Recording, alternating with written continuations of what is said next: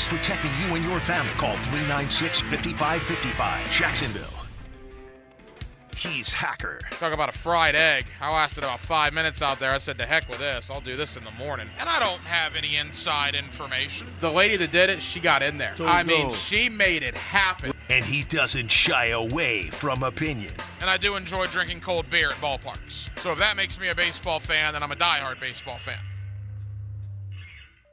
It's Hacker After Dark on 1010XL. And a very good Tuesday evening to you, Jacksonville. It is Hacker After Dark, 1010XL, 92.5 FM with Dylan Denmark. The Hacker Ryan Green with you.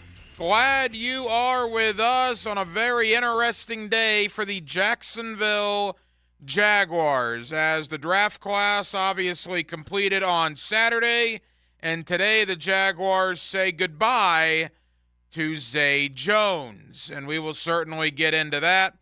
Joey Sly as well released.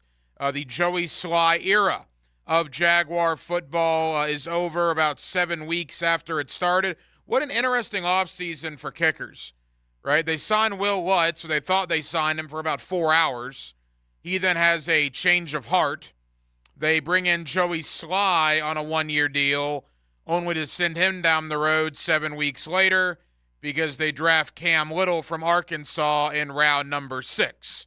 So it appears 20-year-old Cam Little, who I believe will turn 21 in August, will be the Jaguar kicker in 2024. We got a lot to do tonight with the Jaguars, a little college football for you as well in the month of April. And in case you were wondering about my professionalism, in case you were wondering about my dedication to the cause here on Hacker After Dark, tonight is only, the biggest Orlando Magic game in the last decade, probably, right? 10 years. Game 5, Eastern Conference playoffs, Cleveland and Orlando tipping off in moments in Cleveland. But don't worry. It's not like I'm going to be occupied watching the game. No. I'm not going to be watching it on my phone, living and dying with every basket. I wouldn't do that to you. The hardworking men and women who rely on Hacker After Dark every evening here on 1010XL and on 92.5 FM. So I'm just going to set my phone to the side, turn off all alerts, and not have any idea what's going on in Orlando and Cleveland, Game 5, tipping off probably right about now. We'll see if that really happens. Every night here on Hacker After Dark, we do kick it off with a big deal of the night, and Dylan Denmark. Let's do that right now. Time now for the big deal of the night. What's the big deal? What is the big deal? No big deal. It is a big deal. On Hacker After Dark. Forgot to mention the guest lineup before the big deal of the night. JP Shadrick, Jaguars.com, is less than 20 minutes away. Always enjoy catching up with JP. We'll look at the Jaguar draft class, and we'll talk about the release of Zay Jones. Last Friday, the day after the draft, we had Chad Mahaffey on. And you're probably saying, well, Hacker, who is Chad Mahaffey? Oh, funny you ask. I'll tell you. Chad Mahaffey is the head coach of Walker High School in Walker, Louisiana. Well, why does that matter to you? Well, he was Brian Thomas's high school football coach for Brian's junior and senior year out there at Walker High School.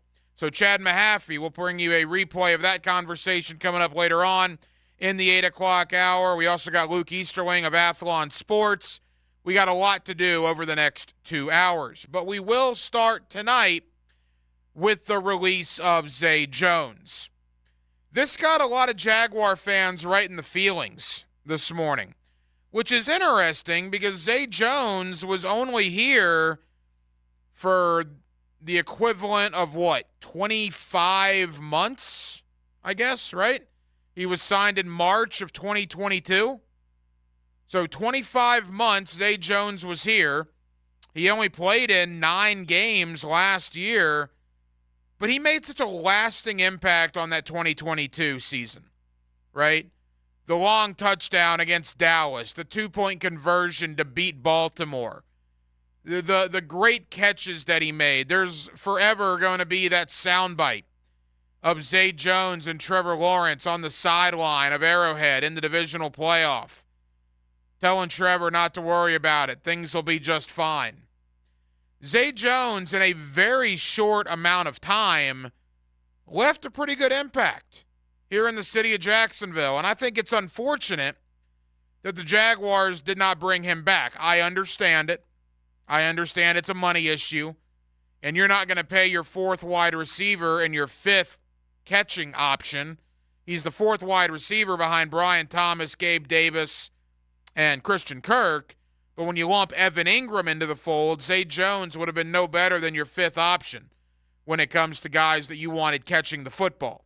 And you're not going to pay a guy that much money that he was going to be making in 2024. So I get it. Plus, wide receiver fours normally have to play special teams. At 29 years old, Zay Jones was not going to be playing special teams.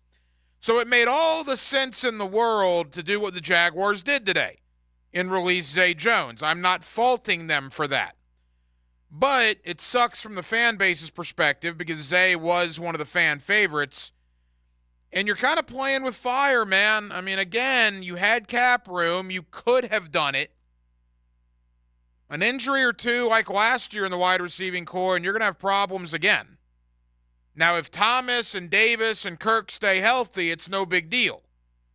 But if you have some injuries in that wide receiver room in September or October, I just hope we don't look back on April 30th and say, with all these injury problems, I wish Zay Jones was still here. That's the chance you take. Again, I totally get it. I totally understand why the Jaguars did it, and I do not blame them one iota. I just hope we don't look back 5 or 6 months from now due to injury problems and say, I wish Zay Jones were here. Having said that, Zay Jones was not the only guy shown the door. As we mentioned, the Joey Sly era of Jaguar football has come to an end. Again, as I mentioned at the top of the show, a weird offseason for the kicking situation here in Jacksonville. A few hours of Will Lutz, 7 weeks of Joey Sly sprinkled in, and then in the 6th round, the Jaguars draft 20-year-old Cameron Little out of Arkansas, the youngest kicker ever drafted in the NFL draft. Think about that for a second. Youngest kicker ever. He's going to turn 21 in the preseason, I believe. And that appears to be your guy. The only other kicker they have on contract right now, it's one of those futures deals, is Riley Patterson. Remember, Riley Patterson is back in the fold.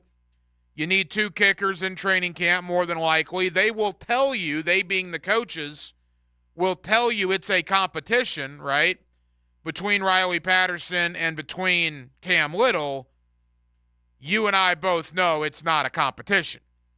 Unless Cam Little is just absolutely awful and he drills Dave Campo in the head in training camp like some other kickers have done in the past, I don't think there's any competition whatsoever.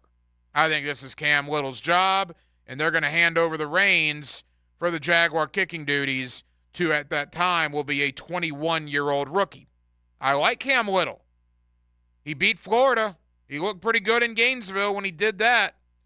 A lot of confidence in that young man. When we talked to him there on Saturday after he was drafted, he was oozing with confidence talking to members of the Jacksonville media. So we'll see. But with the moves today of Zay Jones and Joey Sly, the Jaguars save roughly $5 million or so against the 2024 cap. They already had quite a bit of money. I think they were in the top 5 anyway of available cap room after free agency and all the dust has settled. So when you look at this roster now, and we'll do more of this later on in the week, what are the issues? Well, there are a couple of issues, but one I want to point out right now. And I truly, truly, truly hope we do not do the same song and dance that we did last year. If you'll remember last year, OTAs, minicamp, and the first part of training camp, almost every time Doug Peterson or Trent Baalke was at a microphone, someone asked them about bringing in a veteran edge pass rushing presence. More so Doug Peterson, because he talks more. Hey, Doug, you want to go out and find a Jadeveon Clowney or a Kyle Van Noy or a Justin Houston or a Melvin Ingram, right? Those were the guys that everybody talked about last year. And every time that was brought up, no, we like the guys we have in-house. We think the young guys are going to develop. All right. And that's what we heard in May and June and July and August. Now, they will tell you, they being the Jaguars will tell you, well, they brought Clowney in for a visit. He chose Baltimore. All right. Well, you didn't bring Kyle Van Noy in. You didn't talk to the other guys. And think about what the Jaguars have done in a calendar year at the edge rush pass position. They got 2 studs. Josh Allen, now handsomely paid. And, of course, Trayvon Walker, who I classify as a stud. Double-digit sacks in year 2. That, to me, makes him a good football player. What's after them? You know, thinking back to 2023, one of the things that I think we take for granted, fans, media, everybody involved with this football team, was how ridiculously lucky, and I mean this, ridiculously lucky the Jaguars were that Trayvon Walker and Josh Allen didn't miss any time. They were healthy for all 17 games. That's almost unheard of. What would have happened if one of those guys had gone down last year? Are you kidding me? Who was third on the team in sacks? Whoever it was, I think they had like 3.5. So what's been done this offseason? They've done a lot. They've brought in, between the draft and free agency, like 18 guys now. They brought in Trevis Gibson. All right. 7 sacks in 2021 in Chicago. 3 sacks in 22 and 0 sacks last year. Is he an upgrade over Caleb Chason? Yeah, he is, but that's not saying much. It would not have taken a lot to be an upgrade over Caleb Chason. But is Trevis Gibson enough? I mean, Yasir Abdullah, where is he going to fit in a 4-3 scheme with Ryan Nielsen? He was a healthy scratch in the scheme he was drafted for under Dave Caldwell. He didn't play in the last 7 or 8 games. Roy Robertson-Harris, you going to bank on him affecting the quarterback? Tyler Lacey? Adam Gotsis? Jeremiah Ledbetter? Devon Hamilton? I mean, Eric Armstead, that's nice, sure, but that's not on the edge. And he's 31 years old when the season starts. Let's not do this again. It appears Trent Baalke learned from his mistakes of last offseason. They wanted to run it back between 22 and 23. They didn't add a whole lot of people. They didn't try to add a whole lot of people. That was a mistake. You know what another mistake was? Not bringing in a veteran edge pass rusher. That was a giant mistake. Look at what Jadeveon Clowney and Kyle Van Noy did for that Baltimore defense. Baltimore signed Clowney in July. I believe they signed Van Noy in late August or even early September. And Van Noy or Clowney would have clearly been the 3rd best pass rusher on the Jaguars in 2023. Don't do it again. You have a need there behind Walker and Allen, and I'll throw Trevis Gibson a bone. Those 3. After that, what do you got? 7th rounder Miles Cole. He's a developmental guy at best. You have money. There are guys available. Carl Lawson's available. Guys of that sort. Bud Dupree's available. Look, do I think Bud Dupree or Carl Lawson are going to come in here and get double-digit sacks? Of course not. But are Bud Dupree or Carl Lawson better than your 3rd or 4th edge rushers right now? You bet they are. Absolutely. You have money. It's not going to take a bunch to bring in guys like that. Don't make the same mistake you did last year. Don't make us every press conference in May, June, and July have to ask you, you're going to bring in an edge pass rusher. Because I can speak for myself, and I'm pretty sure everybody else involved, that we don't want to hear about the young guys are going to develop. That did not happen last year. None of us want to hear that again this year. I like the roster. I think it's improved. I like what the Jaguars have done. But it's not complete. Edge pass rusher to me needs to be addressed. Bring in a Bud Dupree. Bring in a Carl Lawson. 641-1010 on the phone line and on the text line, designed by Lifetime Enclosures. Your texts are welcome if you want to get involved with the program. Coming up in about 25 minutes or so, Chad Mahaffey, the head coach of Walker High School in Walker, Louisiana. He was Brian Thomas's high school head football coach for Brian's junior and senior year. He knew Brian going back into middle school. You want to talk about a guy that knows Brian Thomas, the Jaguar first-round pick? His high school football coach certainly does, Chad Mahaffey. We'll do a replay of that coming up in less than 25 minutes. Coming up next, my buddy J.P. Shadrick. You see him on Jaguars.com. You hear him on Jaguars Radio. Let's talk draft. Let's review the offseason, and let's talk about the departure of Zay Jones. It is a Tuesday evening in the city of Jacksonville with Dylan Denmark, the hacker Ryan Green with you. Jacksonville, we're glad you're with us. J.P. Shadrick next here on Hacker After Dark. Jaguars, Gators, Seminoles. Jacksonville's football station is 1010XL, 92.5 FM. Visionaries, builders, and doers. Are you ready to change the world? Miller Electric is your opportunity to shape the future. Miller Electric is leading the charge in electric vehicle technology with our state-of-the-art EV Innovation Design Center. We're working to create a sustainable future. We're also the proud partners of the Jacksonville Jaguars, powering their performance at the brand-new Miller Electric Center. Miller Electric, we provide competitive pay, unbeatable benefits. Apply today. MillerCareers.com. Miller Electric, an equal opportunity employer. She posted about us just now. Celebrities can't get enough of Bianna's bespoke skincare line. She has 147 million followers. How do we monetize? She needs a social media associate to help her with the hype. We should repost this. Do we need a hashtag? Indeed can help her hire great people fast. I need Indeed. Indeed you do. You can schedule and conduct virtual interviews all from your employer dashboard.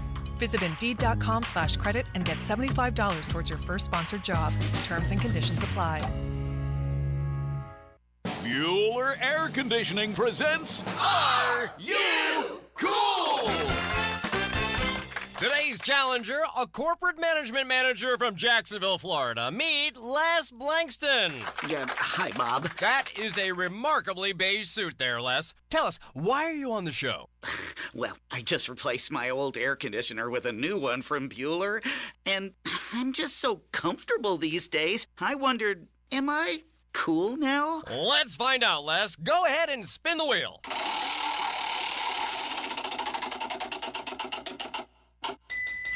That's right, Les. By upgrading your old AC to a more energy-efficient model from Bueller Air Conditioning, you'll save money, save energy, and proudly show your family that you are cool. Ooh, do you think I should get a mohawk? Pace yourself, Les. Stay cooler with Bueller. Visit BuellerAir.com.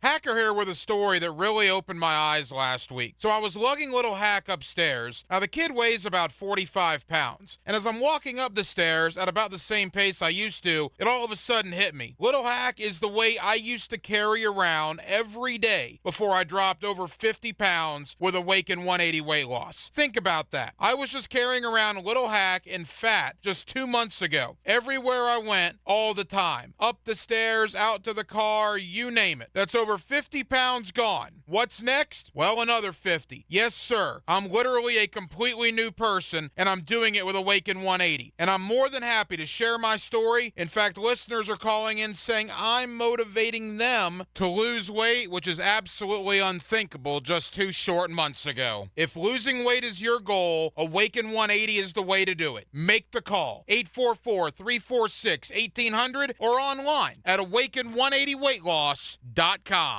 This is Frank Frangie. Join Dan Hickett and me for All Things Gators, our podcast presented by Southeast Orthopedic Specialists with new episodes every Monday. Subscribe and listen by searching for 1010XL Florida Gators Podcast on Apple Podcasts, Google Podcasts, Spotify, Stitcher, or TuneIn. Here's Linda Beaver. Beaver Toyota and Beaver Chevrolet have just received a special allocation of new vehicles directly from the factory. Not 10, not 20, but hundreds of new vehicles with special savings that haven't been seen in years. Every new vehicle available in your favorite color and option as far as the eye can see. Plus, get our exclusive 20-year, 200,000-mile warranty with every new car purchase. Hurry to Beaver Toyota in St. Augustine or Beaver Chevrolet in Jacksonville before the best deals are gone. Men suffering from ED or PE, you'll see instant results on your first visit at Prime Men's Medical Center. For a limited time, your initial consultation and first treatment are totally free. You'll even get a gift that enhances performance in the bedroom. Call 904-664-8217. Breaking news, Jacksonville. Play It Again Sports is back. We are proud to be opening a brand new store on Merrill Road, but we need your help. We are currently stocking up and we need your gently used sports and fitness equipment. Play It Again Sports offers cash on the spot for all your used gear. We buy baseball, softball, football, hockey, lacrosse, golf, water sports. You name it, we buy it. Turn that gear into cash at Play It Again Sports Jacksonville on Merrill Road near 295 in the Merrill Station Shopping Plaza. Make your outdoor living perfect with Art of Natural Stone. Pavers, patios, gravel, pool decks, and more. Using all natural stone design, and they do the installation. Visit Art of Natural Stone on Route 1 near Bartram Springs or on Beach Boulevard. 1010XL is presented by Farrah & Farrah, exclusive injury law firm of the Jacksonville Jaguars. Protecting you and your family. Call 396-5555. Jacksonville. Let's ring up another guest on the All-Pro Roofing phone line. Back here on 1010XL at 92.5 FM in the city of Jacksonville. We are glad you are with us. The Jaguar draft is in the rearview mirror. 9 guys drafted. How does that affect the current roster? Well, quite frankly, it already has, as Joey Sly and Zay Jones have already been released. Let's talk about all of it with JP Shadrick, Jaguars.com and Jaguars Radio. He's always kind enough to join us here on 1010XL in Jacksonville. JP, how you doing? I'm doing well, Hacker. Nice to be back with you. It's been a little bit. A lot is happening the last couple of weeks, and a lot in the weeks ahead in the off-season program. We're already in phase 2, so moving forward here. Yeah, it's been a very, very busy off-season. Let's begin with the news of Zay Jones' release. I think a lot of Jaguar fans, JP, saw the writing on the wall, certainly when Brian Thomas was drafted. There was hope that maybe Zay could remain here as a wide receiver 4, but clearly that was not in the plans. It's an expensive wide receiver 4. You know, if his, I think that's priority number 1 was the money involved in it. And I mean, the other changes they've made, they added Gabe Davis already. Now they've got Brian Thomas Jr. They've got some younger guys, developmental guys the last year or two that they're very confident in. So it seemed like the right time. And, now they've got a little bit of savings to go into the rest of this offseason. If they find something else they want out there, they'll have a little more room to maneuver. So, I mean, Zay had some big moments here. There's no doubt about that. I mean, there was some big-time catches in big games, key situations, but only, missed a lot of time last year too. So kind of a mixed bag, and obviously the off-the-field stuff overshadowed last year a little bit, though there were no charges brought for any of that a little bit later. So it's all kind of wrapped up and done now, and now the Jaguars can move forward with kind of a new starting receiver core with obviously Christian Kirk coming back, but Gabe Davis and Brian Thomas, that's a pretty good trio. No, it is. There's no doubt, and I want to get your thoughts on that room in a moment. Final thought on Zay in relation to the fans. Fans really seem to like Zay Jones. I mean, he was only here for 2 years, but he had some big moments, as you said. Why do you think Zay and the fans, I guess, related so well together? I don't know. I always thought he gave thoughtful and deep answers. It wasn't just, let me give you a quick, cliche answer. I mean, he would truly think about a question and give you as strong of an answer as he could. I always thought he gave respect to the media in that regard, and in turn giving respect to the fans who are watching those interviews. So I liked that approach from him, and I just felt like he was pretty genuine in his interaction with not just media, but people in general. And, that carries over a long way. And so, yeah, that part I think we'll miss, because Zay was – you want to talk about a conversation now. I mean, you sit down with him and get into any topic, you're going to get quite a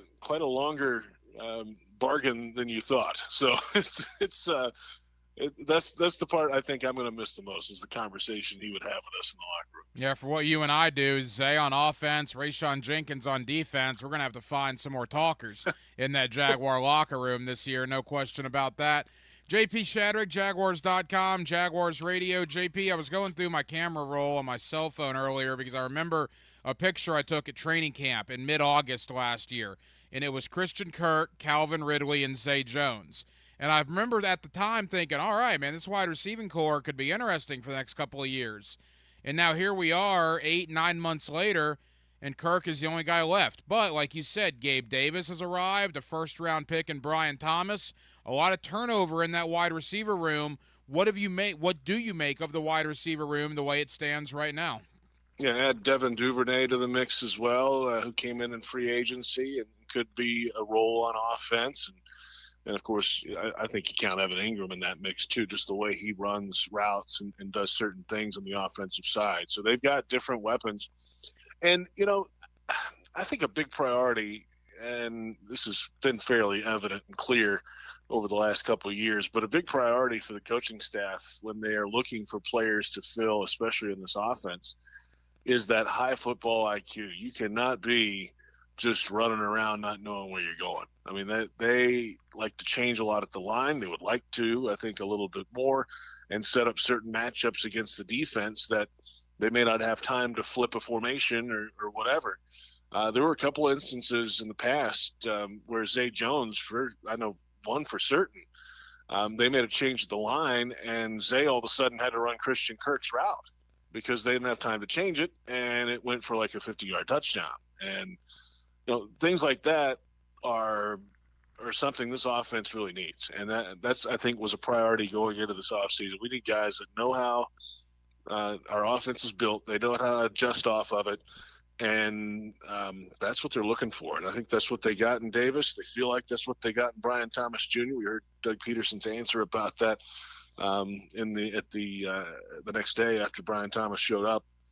So that's where they are. They need smart players, especially at the skill positions, to run those routes, and then obviously Trevor Lawrence to get the ball out to them on time if he has time to do that. That's priority number one, is to keep him upright. Brian Thomas is not coming by himself. The Jaguars went to Baton Rouge 3 times. He's bringing with him about 640 pounds of defensive line in Mason Smith and Jordan Jefferson, really beefing up that interior D-line. And, JP, I go back to Trent Baalke at the end of the year. It was like late January. He held that press conference. And at the time, everybody was focusing on Calvin Ridley and Josh Allen, right? What's their future? But Baalke told us, he said, look, we need to get physical, tougher, stronger on the line of scrimmage. And you look at this offseason with the combination of free agency and what they did in the draft, I think they added 8 guys that are 280-plus to both sides of the ball. It's an excellent point, right? And on the defensive side of that, if they're going to play more true 4-men fronts, which they've kind of hinted at over the conversations we've had publicly, you need bodies to do that. So you need to add some defensive tackle depth. And just speaking to those guys, I mean, Jordan Jefferson is a beast. I mean, the guy's throwing up, 38 reps at the combine on the bench press and was a 1-year player transferred in. And then Mason Smith, a big, just immeasurable. Like, he is massive and can move and might have gone a little bit higher. There was some changes in Baton Rouge, especially in the defensive line, in the coaching staff. They had a lot of different turnover there. And so that inconsistency, I wonder if Mason Smith, the last year or so, might have gone a little bit higher in the draft, even had he had a little more consistency around him on the staff there. But that's all in the rear view now. They're both here. So that's big. And then, Javon Foster, the tackle from Missouri, right? That's another guy that he may not start right away. He could be a swing tackle. That's fine. But he's a guy that you have and you develop him. And at some point, Cam Robinson's contract will be done. At some point, Walker Little may or may not be around. They're both in their final years, so you need those kind of next wave of guys to either be the depth for the starters or step into a role here or there. A couple of more for JP Shadrick. You get him at Jaguars.com, and, of course, you hear him on Jaguars Radio. JP, they chose not to go corner in rounds 1 or 2. They did in rounds 3 and 5. Jerry Jones from Florida State, DeAndre Prince from Ole Miss. Your thoughts on how Jones and Prince will intertwine, if you will go into that corner room with the Tyson Campbells, the Ronald Darbys, and the Darnell Savages of the world? Well, I mean, Jarian Jones is, and they've said it after the draft, he is a nickel corner and a special teams contributor. So that sounds to me like Darby's going outside, and obviously Tyson Campbell on the other side. So Jones, if he's not starting there, he'll compete at that nickel spot. That's fine. But Jones will be a contributor somehow on this team. Now, the question is DeAndre Prince. I mean, he went to Ole Miss. That's fine. And put together some solid numbers there. But is he as polished maybe as Jarian Jones in certain areas of his game? Maybe not. He has that blazing speed straight away, and that's fine at the 40. But I think that's a little more of a development. He might be, hey, let's compete for a roster spot, practice squad type situation. I don't want to downplay it early going in, but just the reality of it, the way the cornerbacks are set up in that room already. He's got a lot of veterans to overcome to be able to be one of the guys that's on this roster. But can he happen? Sure. I mean, if he has a really good offseason program and then comes into training camp and kills it, I think Prince has a really good shot to make this team. But I think he's right there on the borderline. I think Jones is on it and fine, but Prince is just a little bit different. JP, one of the things that was lost with the Zay Jones news was that Joey Sly was cut as well. Of course, he was a free agent the Jaguars brought in, like 7 weeks ago, and he's been sent out the door today because they drafted Cam Little out of Arkansas, a 20-year-old. I don't think Little turns 21 until August. But, man, all the confidence in the world. I know you were a part of that Zoom call that he had on Saturday. That was something else, and a very confident young man, which I like, by the way, coming to Jacksonville, and it appears, I mean, he's going to be in competition with Riley Patterson, but you would think a 6th-round pick, he's going to have every opportunity to win that kicking job. Yeah, Cam Little's the kicker, Hacker. I mean, come on. Give me a break. You don't draft a kicker and make him – I mean, yeah, you compete and do all that. I mean, but unless he starts missing field goals all over the place in training camp in the preseason. Or hitting Dave Campo in the head at training camp. That would be bad, too. I was going to leave that out. I mean, Coach remembers that. He may not remember that. He might have amnesia. I don't know how that works when you hit the head with football on a field goal. We know what they went through the last couple of years at kicker, right? And the last thing they want to do is that again. So they feel like Cam Little's their guy, and I'm with you. I like the confidence, okay, borderline cockiness. That's fine as long as he can back it up. And he certainly did that at Arkansas. Yeah, he's a youngin', that's for sure. He's 20. And Riley Patterson will be here. They need 2 legs in camp. They're going to have to, that's how it works a lot of times. And then, but at the end of the day, it's Cam Little's job, even though they'll tell you they're all competing. You don't draft a kicker and then get rid of him too fast. JP Shadrick, Jaguars.com, Jaguars Radio. They have money, man. I mean, I think they had the 5th, or among the 5 top most free agent money right now for the remainder of the offseason. I think the Zay Jones and Joey Sly moves save an additional $4 to $5 million. My question is, and we did this song and dance last year with veteran guys post-draft, they never brought in a veteran edge rusher. They had every opportunity, but they never did, or they never signed anybody, rather. Is that a position that you think may need upgraded? And also, there's a lot of interesting corners from Stephon Gilmore, Xavier Howard. There's talk that Lattimore's not happy in New Orleans. Do you think Jacksonville potentially adds a veteran prior to training camp? That's an interesting thought, right? Because, if they already went out and got a couple of secondary guys, the veteran guys in free agency. But if there's somebody out there they feel like can be right away a starter at the outside, that's a guy who's done it at a high level, that's going to cost you some money. That's the trick. They've rolled some money back into the future to make some space. And, we'll see what happens if they can get the deal done with a quarterback. That could open up even more money in the short term while rolling a lot of money to the cap in future years. That remains to be seen what they're going to do with that. But, I'm with you on the corner. That kind of makes sense to me if you feel like, you're that person away from being right. But we don't know. I mean, this is a new defense. It's a new coordinator. It's a new scheme. And there's a lot of new faces there. And, they've got to kind of get their sea legs underneath them, I think, and figure out what they are as a defense. What they do, what every defense needs, is as many pass rushers as you can get your hands on. So they feel like with Trayvon Walker and Josh Allen, that's fine. And they've got Abdullah, who's didn't get a lot of development on the field last year, right? They've got to kind of move him along. They added a couple of pieces in free agency. That's fine. But one more big one could be a good, solid addition to this team. So for me, it's on defense. I think offense is in pretty, I hate to kind of knock on wood here, right? It's in pretty decent shape right now. They've got a lot of the parts that I feel like they wanted.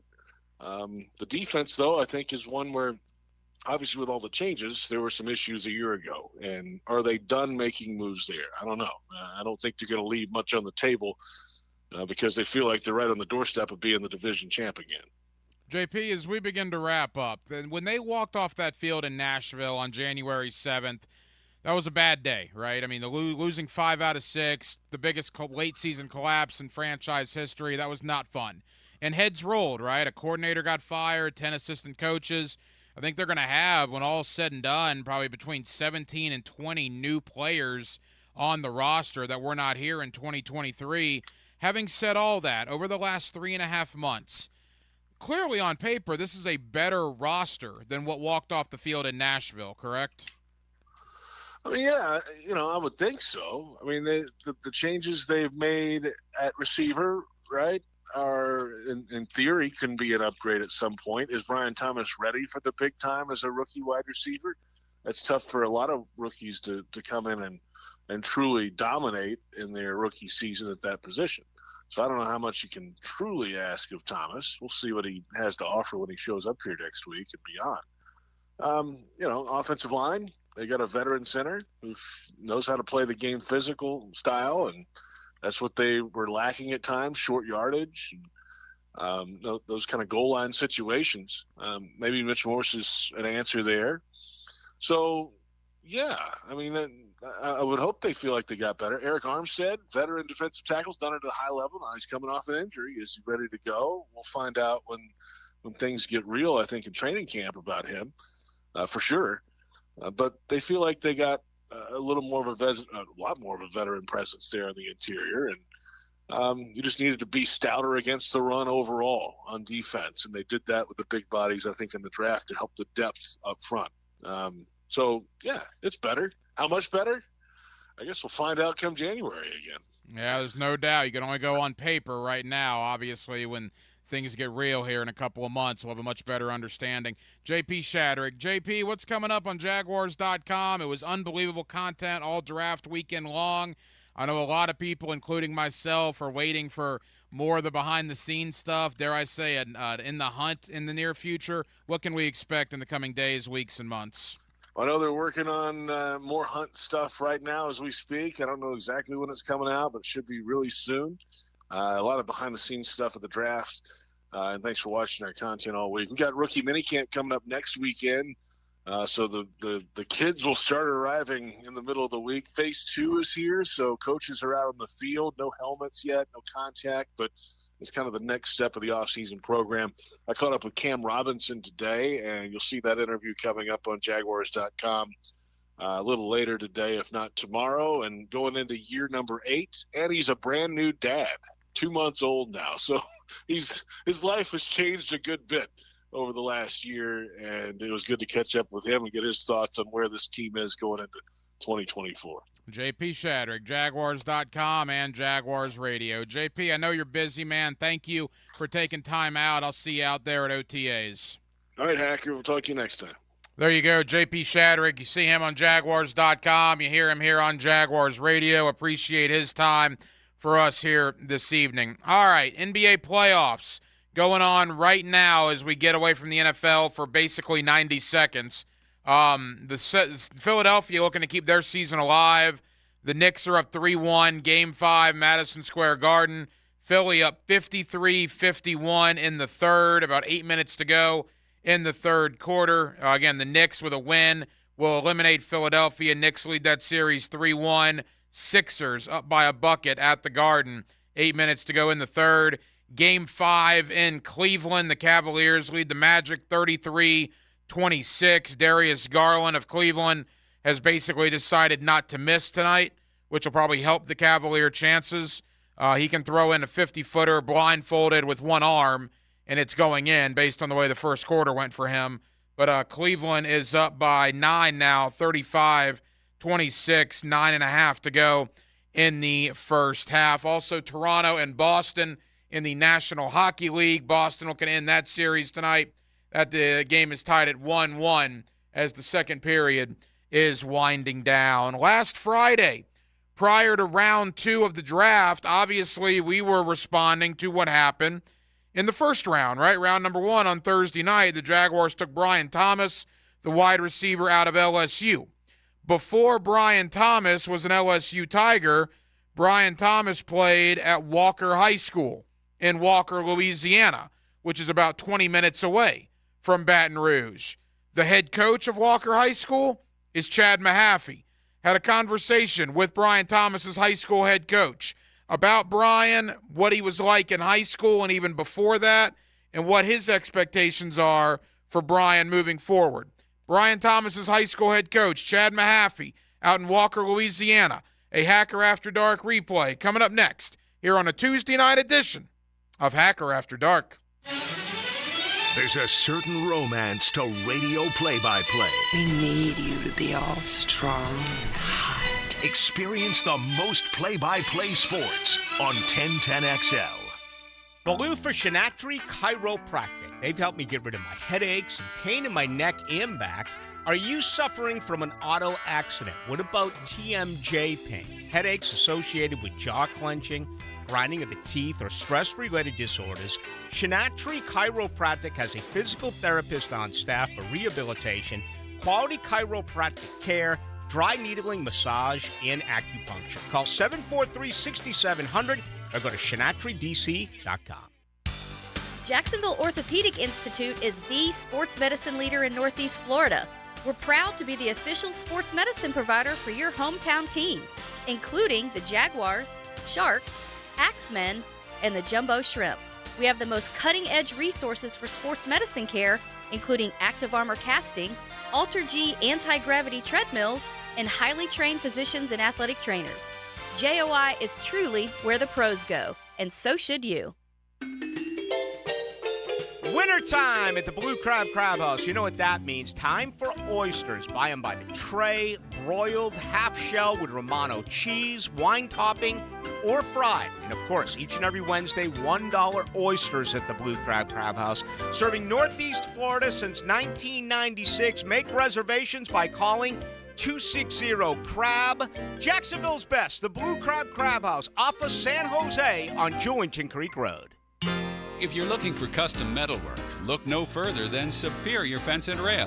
Whether it's custom railing, shade structures, or custom entry gates, their expert team controls the turnkey process. From CAD design and raw metal to powder-coated finish and expert installation. When you choose Superior Fence and Rail for your custom metal project, you get a project that's, well, superior. So get off the fence and call Superior Fence and Rail today. In sports, the grind outside the lines is what ultimately defines our success. Get the amateur's edge, powered by B3 Better, to learn the hidden path of top pros, amateurs, and coaches. Saturday mornings at 11 on 1010XL. Hey, Glenn here with B&B Oil with Dylan from March Motor. Hey, Dylan, how does B&B Oil help you guys at the dealership? If you have a dealership and don't want to worry about the hassle of credit cards or fuel vouchers floating around, have B&B Oil put a tank on your lot. It allows us to control who gets fuel and cuts out the worries of credit cards. And it helps us deliver the car faster. B&B Oil also meets our shop needs with lubricants as well. Call Glenn or check out the website, bb-oil.com.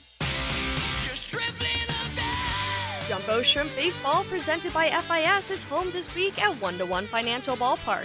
Tonight is Punk Rock Night, tomorrow is 5-Star Goodness Everywhere Wednesday, and the weekend starts with Coors Light Thirsty Thursday. We'll have day games on Friday and Saturday, and kids round the bases after Sunday's game. Baseball all week and weekend, tickets start at just $5. Log on to jackshrimp.com for tickets. Jumbo Shrimp Baseball.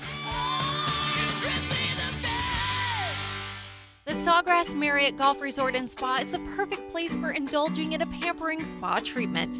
This Mother's Day season, give the gift of wellness with a gift card and take advantage of the spa's current promotion. Buy a $75 gift card or more and guests get a credit towards a future service. With healing massages, revitalizing facial treatments, and more, a day at the Sawgrass Spa makes a perfect gift for everyone. Purchase in person at Sawgrass Spa during operating hours.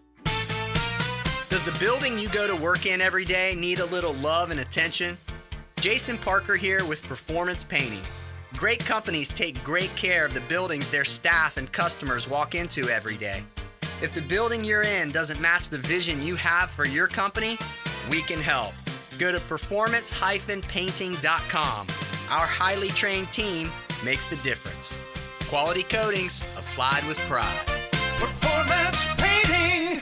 It's Kubota Orange Days, your golden chance to score a deal that will make your neighbors green with envy. Shop the year's best selection of Kubota tractors, zero-turn mowers, and utility vehicles, including the #1 selling compact tractor in the USA. And get the year's best deals, like 0% APR for 84 months or up to $3,300 off L3302 tractors. Coastal Equipment on New Kings Road and in McClenny. Coastal Equipment. Mother's Day is right around the corner this year. Give your mother a gift that keeps on giving. How about a zero-resified kitchen? Hey, Hicken here. There's nothing my wife loves more than having Zero Res do a deep clean on the kitchen. Towel and grout. She also loves the look and feel of the granite countertops after Zero Res cleans and seals them. They really pop. Right now, Zero Res offering $50 off towel and grout cleaning and $50 off granite countertops cleaned and sealed. Zero Res, man, you spell it forward. Zero Res, you spell it back. It's the right way to clean. Frank Franzi here for Stanley Pools. There's a reason so many of my friends and our listeners have had Stanley Pools build their pools and now maintain their pools because Stanley Pools truly cares about their customers. Stanley Pools is locally owned and has been serving our community for 35 years. For all of your pool needs, call Stanley Pools at 269-7277. That's Stanley Pools, a family tradition of fine swimming pools. 269-7277 or find them online at stanleypoolsfl.com. 1010XL is presented by Farah & Farah, exclusive injury law firm of the Jacksonville Jaguars. Protecting you and your family. Call 396-5555. Jacksonville. Let's ring up another guest on the All-Pro Roofing phone line. Back here on 1010XL and 92.5 FM in the city of Jacksonville, your home of the Jacksonville Jaguars. Last night, Brian Thomas, the wide receiver from LSU, became the first-round pick for the Jags, taken with the 23rd selection. Let's find out about Brian Thomas from a guy that coached him in high school. The head coach of Walker High School in the state of Louisiana is head coach Chad Mahaffey, and he joins us here on 1010XL in Jacksonville. Coach, how we doing? Doing good. Appreciate you having me on. Hey, Coach, we thank you for the time. All right, Brian Thomas, you were his head coach for 2 years in high school, his junior year and his senior year. Let's talk about him. First and foremost, what did it mean to you last night to see one of your former guys get drafted in round number 1? Yeah, our school, Walker High School is a really good, community-based school, and Brian's been a guy that's, been well known, for his athletic exploits for a long time, and I think the whole town, the whole community is excited to kind of see his success and see him achieve the things that he's worked for. So, more than anything, just happy for Brian. This is a great opportunity. I think with players going to the NFL, you don't have control over where you're going, especially as a rookie, to be able to go to a team that's been succeeding, on a high level, has got some recent playoff experience, got a great quarterback, got a great coach. I think from a football standpoint, that part is really, I feel fortunate for him, that he's not going to a place that, sometimes you feel like, man, they got a long way to go, The head coach of Walker High School in the state of Louisiana, Chad Mahaffey, here with us on 1010XL.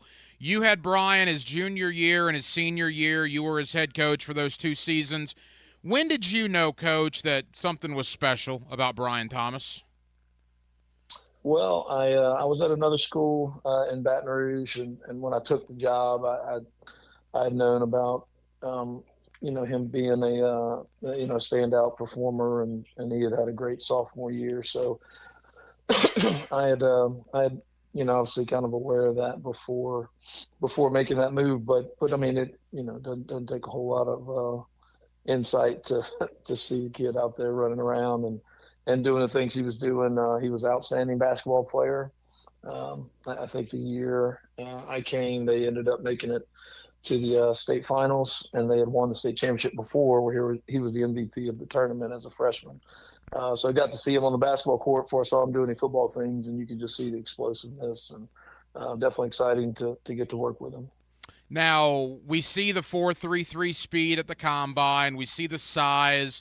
Tell us about the player. What kind of player is he? What did the Jaguars get last night when they drafted Brian Thomas? Yeah, I think he's just got a really unique skill set. A big guy, just explosion's kind of the one overriding characteristic, I would say. And he's really very physically strong. That's the other thing that stands out. A lot of times wide receivers, maybe a little slighter, maybe not the most physical guys, but, he can be a really great physical presence on the outside as a blocker, but also there's just something, when he goes up for a football, I think he's generating, so much force. You just see the other DBs sometimes just kind of fall down with him. They have a hard time getting up to the level where he's at because of his strength and explosion. And, just a really unique skill set. And then the other thing I think Brian, always had, a lot of times these tall guys, they're kind of, straight speed, you might see, but he had a lot of wiggle and run after the catch. He was a great punt returner for us, in high school as well. So I think for a tall guy to have some of that run after catch ability is pretty unique as well. Couple of more for head coach Chad Mahaffey of Walker High School out there in the state of Louisiana. He was the head coach for Brian Thomas, Brian's junior and senior years there in high school. Coach, the Jaguars always talk about character, right? They want to bring good guys into the locker room. There was a time here in Jacksonville where that wasn't necessarily the case, and Doug Peterson and Trent Baalke always make a point of wanting not only to bring in the good players, but the correct players for what they're trying to build here. Brian Thomas as a person, how would you describe him? Yeah, I mean, I think, he comes from a good family environment, with his mom and dad. And I think they've, definitely instilled the kind of no nonsense, character in him. I don't think he's a guy you've got to, worry about that is really out seeking the limelight or the attention or a lot of things outside of football. I think he, just enjoys, competing and, doing the things, on the field that he's supposed to do. And so I think you get a guy that's, not going to, like I say, draw attention to the team in a negative light because of off-field things. He just really pretty quiet, shows up, goes, does his work. And then again, he's got a really, good competitiveness, when the lights come on. And I think you see that emotion come out of him on the field at those times. Coach, as we begin to wrap up, when's the last time you spoke with him? Are you going to talk to him in the near future? Does he get back to Walker High School very often? Obviously became a big star at LSU this past season. Yeah, we're only the school's about 25 minutes from LSU's campus. So, he's back and forth at, games, basketball games and stuff like that, especially in the off season for them. So, still definitely a guy that's come around. And, I know this is all this pre-draft and all this kind of thing has been a hectic time. Had texted with his dad earlier this week about something else. And I've kind of learned that these guys are getting hit from all kind of angles right now. So probably give it a few days and try and reach out and just, tell him congrats again and think he's got a great situation there to go to in Jacksonville. Head coach Chad Mahaffey of Walker High School out there in Louisiana. He was the head coach for Brian Thomas, Brian's junior and senior years in high school. Brian was drafted 23rd overall last night in round number 1 by the Jacksonville Jaguars. Coach, we'll say hello to Brian for you when we see him at the press conference, and thank you for joining me on short notice, my friend. Really appreciate it. Yep, not a problem, and appreciate it. Appreciate you giving us a call. There you go, my conversation with Brian Thomas's high school head coach, Chad Mahaffey. That was last Friday here on Hacker After Dark. I always like doing that, getting the high school coach. I mean, obviously, you talk to the college coaches a lot in the process, but the high school coach, like Chad Mahaffey knew Brian Thomas when he was, 14, 15, 16, 17 years old. They always have, to me, a unique perspective, maybe a different perspective, one we have not heard, so I appreciate Chad Mahaffey taking time out for us last week. NBA playoffs going on right now. Again, the Philadelphia 76ers looking to avoid elimination. They're at Madison Square Garden. Game 5. Knicks lead that series 3-1. Right now, New York, a 70-69 lead on Philadelphia. Third quarter winding down. A Knicks win advances them to the conference semis. Game 5 up in Cleveland. The home team is 4-0 in this series. And, boy, looks like that might stick. Cleveland up 9 on Orlando. 3 minutes to go in the second. I love the Magic. You guys know that. They're my favorite team outside of football-related activities. Been following them for 35 years. But I could have put my life savings on Cleveland tonight. Maybe I should have. Orlando's just young, man. They're doing stupid things. They play so much better at home than they do on the road. It's just fascinating. Watching an Orlando Magic game at home compared to watching a game on the road. And you wouldn't think it would make that much difference, but it is Jekyll and Hyde for the Magic, and they'll try to figure it out. But they're down 9, 3 minutes to go in the second quarter. Regardless of what happens, what an unbelievable season, unbelievable learning experience for a Magic team that, again, it's not an elimination game tonight. There will be a Game 6 on Friday in Orlando, regardless of what happens. And this Magic team has only 2 guys that are 27 or older. Everybody else, Paolo Banchero, Franz Wagner, Jalen Suggs, Wendell Carter, you name it, are all 26 years old or younger. So great experience for the Magic. We'll see what they can do, but they're down 9, 3 minutes to go in the second quarter of game number 5. Coming up in the 9 o'clock hour, Luke Easterling of Athlon Sports talking Jaguar draft. He's going to join us in less than 15 or so minutes. Also, Brent Beard. You see him on First Coast News. You get him weekly right here on Hacker After Dark, as we'll talk about the SEC players that the Jaguars drafted. We'll also go across some tidbits here. We're going to get very, very shallow waters into this. We're not going to do a deep dive. But there's money being talked about again in college athletics with revenue sharing and whatnot, which is interesting. And the NCAA committee, I don't know if you guys saw this, they did a mock 12-team playoff selection meeting, if you will, a couple of weeks ago. It's their first barbecue in this as well. Our first time to watch a 12-team playoff. It'll be the committee's first time to choose a 12-team playoff. They did a mock about a week and a half ago. Interesting some of the things that came out of that meeting. We'll talk about all of that with Brent Beard coming up at the bottom of the 9 o'clock hour. We're at halftime here on Hacker After Dark. 1 hour down, 1 hour to go. We will take you up until 10 o'clock this evening right here on 1010XL and on 92.5 FM. And I think to myself, Are you? this is 1010XL. Oh, what a wonderful world. Now you can watch 1010XL shows all day on X, Facebook, and YouTube. Brought to you by MyBookie. Experience Vegas from the comfort of your phone anytime, anywhere. Sign up today. Use promo code 1010XL. I'm here with Danny Van Sickle, director of the Electrical Training Alliance. Danny, tell me about your program. Hey, Rick, we're a 5-year electrical apprenticeship. Our students start out making over $40,000 a year, and right now graduate making over $90,000 a year, including benefits. There is no tuition or no student debt. You just have to apply and get accepted. Did you say no tuition and no student debt? You heard that right, Rick. Once you're accepted to the program, you only cost for the books and the course fees. About $800 a year. That sounds like an amazing opportunity. How can I learn more? Just go to etajax.org and you can apply there. Apply by May 23rd. Find your why in your next career move at the First Coast YMCA. Everyone can get involved and make a difference in your community at the Y. And if you'd like to turn your passion into a fulfilling career, the Y is an equal opportunity employer and is now hiring youth program leaders, lifeguards, swim instructors, and more.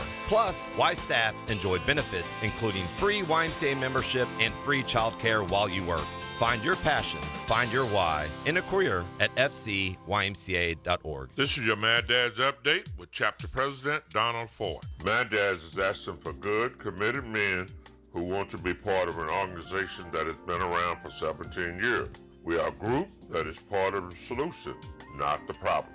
We are a group that don't stand around murmuring and complaining, but get into action and hit the streets to get the community to break the code of silence to remove the murderers off our streets. We do not require a lot of time, just willing and able bodies to get involved. We've had far too many murders this year already not to get involved. If you want to be part of this great organization, call 904-718-1649. We're looking for men, not men acting like boys.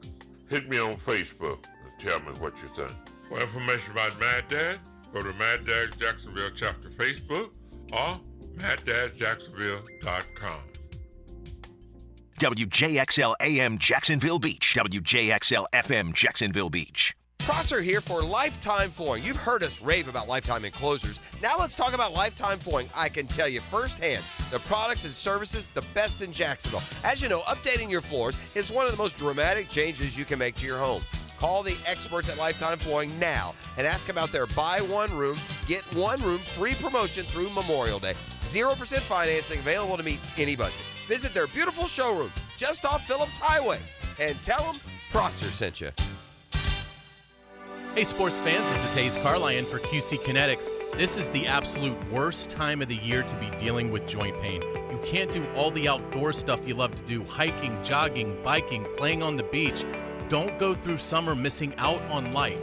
Call QC Kinetics now and find out how they can use biologics from your own body to give new life to your achy joints. You gotta call QC Kinetics now for a free consultation. 904-274-5522, serving the Jacksonville area with locations in Mandarin and Ponte Vedra Beach. Again, this is the future of medicine. Tens of thousands of QC Kinetics patients around the country are living their best life this year because they made the call. Call QC Kinetics now for your free consultation. Revolutionary treatments for joint pain are here. Again, Mandarin and Ponte Vedra Beach. Call QC Kinetics now, 904-274-5522. That's QC Kinetics. 1010XL is presented by Farah & Farah, exclusive injury law firm of the Jacksonville Jaguars. Protecting you and your family. Call 396-5555. Jacksonville. Hacker After Dark on 1010XL. Yes, it is. Glad you're with us. 1010XL, 92.5 FM, taking you up till 10 o'clock tonight. Luke Easterling, he was one of our draft guys, really the entire process. He does a great job with Athlon Sports, and Luke will join us to recap everything the Jacksonville Jaguars did, and I guess in some cases did not do, coming up here in less than 10 minutes.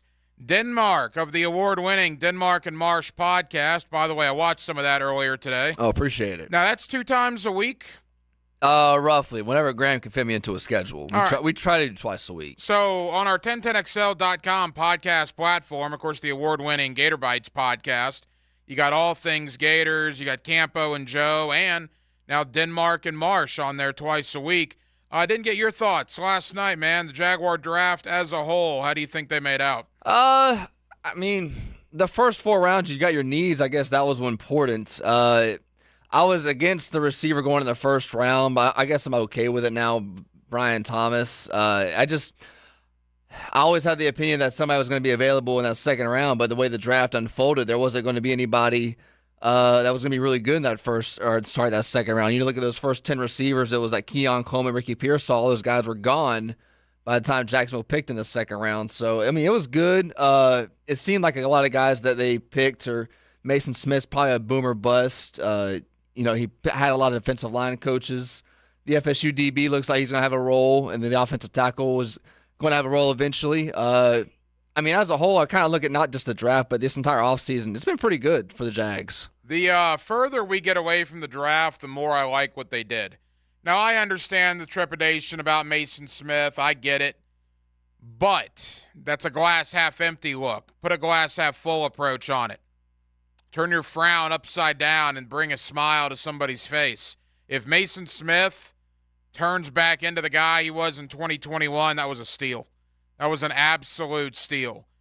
Jerrion Jones, a lot of people liked him. He was a combine stud. Jefferson on the D-line, look, that's Devon Hamilton's probably relief backup at nose tackle. Big 300-pound defensive lineman. They'll come in on short yardage, and heaven forbid if Devon Hamilton goes down, you got some insurance now. DeAndre Prince out of Ole Miss is a guy people liked. People thought maybe he should have went in round 4. The Jaguars got him in round 5. I like it. And you know what I like about it more so than anything? Is they drafted guys that are going to play this year. They didn't do that last year. Anton Harrison played. Who else really played? Britton Strange, Tank Bigsby weren't out there but 30% of the time, maybe. Tyler Lacey, same thing. Ventrell Miller got hurt. Yasir Abdullah was a healthy scratch. Antonio Johnson played, but only the second half because he had to battle injury. They didn't play any of their guys last year. This year, it's going to be vastly different. Brian Thomas Jr., Mason Smith, Jerrion Jones, Jordan Jefferson. Those guys are going to play. DeAndre Prince will have a big role on special teams. Cam Little's going to be your kicker. Keelan Robinson's going to be one of your return men.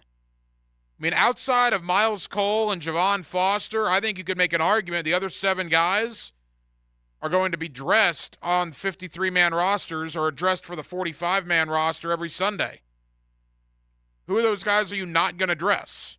I mean, maybe DeAndre Prince, but again, I like him. So, again, the Jaguar draft to me, was it an A+? No. Was it an F? Of course not. Was it a D? No. I don't know how people give out grades, right? I'm doing it for the sake of doing it because everybody else is doing it. But you can't tell anything until minimum a year in, but more likely 2 to 3 years in. But on the surface, on paper, I do kind of like what the Jaguars did. Let's find out a guy that's covered the draft for years for Athlon Sports. My buddy Luke Easterling, he's one of the best to do it. We'll talk Jags, we'll talk draft, we'll talk surprises, and how this rookie class will intertwine with the Jaguar roster that was already here. Luke Easterling, Athlon Sports, next on a Tuesday night edition of Hacker After Dark. Get cup-chasing NASCAR racing. Drag race, son! Sunday at Kansas. Brought to you by the Plumbers and Pipefitters Local Union 234. From Jacksonville's NASCAR station, 1010XL. Hacker here for Awaken 180 Weight Loss. Awaken 180 Weight Loss. I just want to thank them. Bottom line, I want to thank them. They have changed my life and in the process of changing my life. I started on February 20th. Since February 20th, I've lost 55 pounds, guys. 55 pounds. And I had tried it all. I tried injections and this diet and that diet. I had tried it all. Nothing worked. Wasn't doing the job.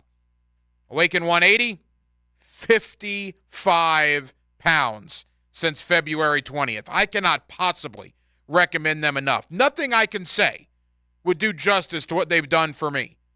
Give them a call. 844-346-1800. That's 844-346-1800 or online. Awaken180weightloss.com. I could give you some catchy speech, some nice slogan. Yeah, I'll just tell you this. They're changing my life. I've lost 55 pounds since February 20th. If it's time for you to do that, give Awaken 180 Weight Loss a call. Duck Duck Rooter is currently hiring in all departments. We want great plumbers, CDL drivers, drain field installers, and lift station technicians. If you have experience in your trade and love to deliver a super high-quality level of customer service, you have found the right company. You will enjoy our benefits package that includes excellent weekly pay, paid holidays, health insurance, and working for the best in the industry. Apply at duckduckrouter.com. That's duckduckrouter.com. And click on the careers page. DuckDuckRooter is an equal opportunity employer. Baloo here for Smunez Vision. Why Smunez Vision? Well, I've been with Dr. Neil Smunez now since I got back to Jacksonville in 2006. 37 years of experience he has. Smunez Vision is a family organization that focuses on personal high-quality medical and surgical eye care. Dr. Catherine Smunez is fellowship trained in cornea and cataract surgery and all refractive surgery. Combined, that's 30 years plus in laser eye surgery. Visit SmunezVision.com today. Care you can see. Hey, sports fans, it's Hayes Carline for Kingfish Pest Control. Are mosquitoes turning your outdoor fun into a full contact sport? Time to call in Kingfish Pest Control. I can tell you from my own experience, they are the MVPs of mosquito elimination. See for yourself. Call Kingfish Pest Control today and get an unbeatable 50% off your first treatment. That's right, sign up for a full season of lockdown coverage and get 50% off your first treatment. Don't let mosquitoes steal your home field advantage. Reclaim your yard with Kingfish Pest Control. Have you tried golfing at the improved Cimarron Golf Club? If you haven't, tell you what, you're missing out on the best deal in Jacksonville. Now, many of you have received a postcard in the mail, and of course, if you bring that with you, $45 plus tax to play. That includes a cart, lunch, and a beer at the brand new Stone Barrel Tap House. Now, go to the website, that is CimarronGolfClub.com, and sign up for the Wild One Loyalty Program. That's the Wild One Loyalty Program, and get all of these specials emailed to you from Cimarron. The big reveal is coming. Who do the Jags play, and what are the best matchups? The big reveal is brought to you by Duck Rooter Plumbing, Septic and Air Conditioning, and renewal by Anderson Windows and Doors on 1010XL. Instant Keys. You don't have to go to the dealer. Instant Keys comes to you. Call 904-722-1111. Instant Keys saves the day if you've lost or broken keys. They can program new keys and remotes for nearly every make and model of vehicle at a fraction of the dealership cost. Fast, honest, and reliable locksmith service. Call Instant Keys, 722-1111. This is Keith Catlin for Catlin Truck Accessories, and we are so blessed to be in business for over 100 years. Over 100 years of the best product and customer service means you can count on Catlin. From Roll and Lock bed covers to Lear toppers to cam locker toolboxes, Catlin Truck Accessories has you covered when it comes to your truck or van. We do those too. Got a fleet of vehicles? We can outfit them all. Who can you count on? Count on Catlin. One name, one location, 100 years. You can count on Catlin. This is your Mad Dad's Update with Chapter President Donald Ford. Mad Dad's is asking for good, committed men who want to be part of an organization that has been around for 17 years. We are a group that is part of the solution, not the problem. We are a group that don't stand around murmuring and complaining, but get into action and hit the streets to get the community to break the code of silence to remove the murderers off our streets. We do not require a lot of time, just willing and able bodies to get involved. We've had far too many murders this year already not to get involved. If you want to be part of this great organization, call 904-718-1649. We're looking for men, not men acting like boys. Hit me on Facebook and tell me what you think. For information about Mad Dad, go to Mad Dad's Jacksonville chapter Facebook or MadDad'sJacksonville.com. Have you or someone you care about been arrested or had their driver's license taken away? I'm Susan Cohen, and I work with David Robbins at the law firm of Epstein & Robbins. We are experienced fighters for those charged with DUI and all criminal offenses. I've been named the best DUI attorney in the state, and David has been named the best criminal defense lawyer in Jacksonville. In your battle with the justice system, there is only one thing you need to know. Dial David 24/7 at Epstein & Robbins, 354-5645. Hey, sports fans, this is Hayes Carline from MyBookie. The NBA playoffs are heating up, and it's the perfect time to elevate your game with MyBookie. With MyBookie, you can bet from anywhere, anytime, so you never miss a shot to cash in on a play. You can even live stream and bet on the games right from the sportsbook. giving you everything you'll need to decide, cash out or let it ride. MyBookie really makes it easy to get paid with tons of boosted props and slam dunk parlays, and new boosts are now posted on the daily. It's more than just a sports book. Buzzer beaters, underdog upsets, and a community to share in all of the sweats. Give yourself a head start today and play with house money using promo code 1010XL when you make your first deposit. That's promo code 1010XL to claim a limited time bonus when you sign up and make your first deposit. Bet anything, anytime, anywhere, only with MyBookie. And don't forget that promo code 1010XL. 1010XL is presented by Farah & Farah, exclusive injury law firm of the Jacksonville Jaguars. Protecting you and your family. Call 396-5555. Jacksonville. Let's ring up another guest on the All-Pro Roofing phone line.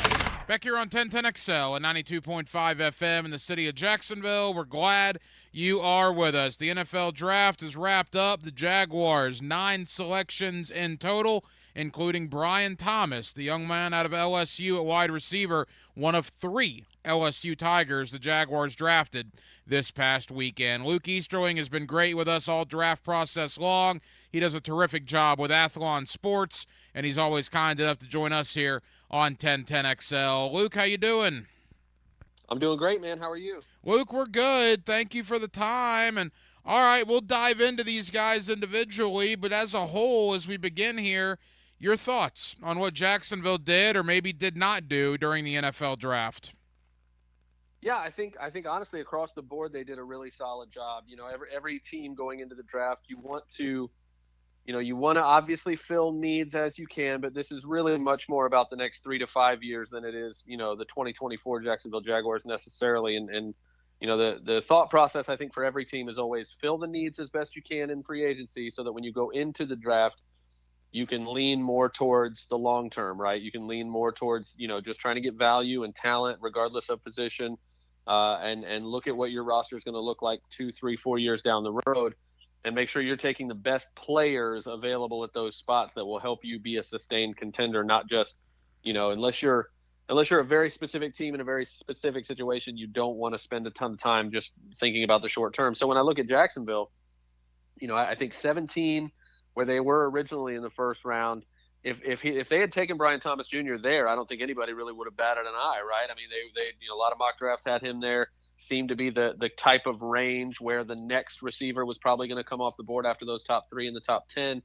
But I think the biggest thing about that is not just that you're getting, a big athletic receiver, obviously size and speed guy, rare speed for that kind of size for Brian Thomas Jr., and adding him to the fold when you're about to make a big investment financially in Trevor Lawrence.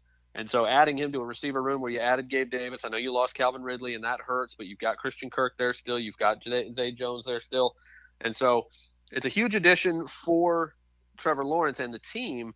And also I just love what they were able to get for it. Dropping back 6 spots and getting a 3rd and a 4th next year, getting multiple draft picks, I think that are really going to help this team continue to rebuild around Trevor Lawrence. I think that the trade and the pick worked really well for them. And then beyond that, I think, Mason Smith is an interesting pick. I think he came off the board a little earlier than we expected, but he's a 5-star recruit that if he doesn't tear that ACL in the first game of the season a couple years ago, we may be talking about him as a top 15 pick.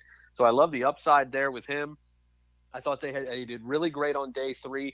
Javon Foster, the tackle from Missouri, I had him late day 2 range. So I think getting him in the 4th was real good. I think Miles Cole, the edge guy from Texas Tech, in the 7th, I think was a huge steal. Love his athleticism, his size, versatility. I think he's got a ton of upside.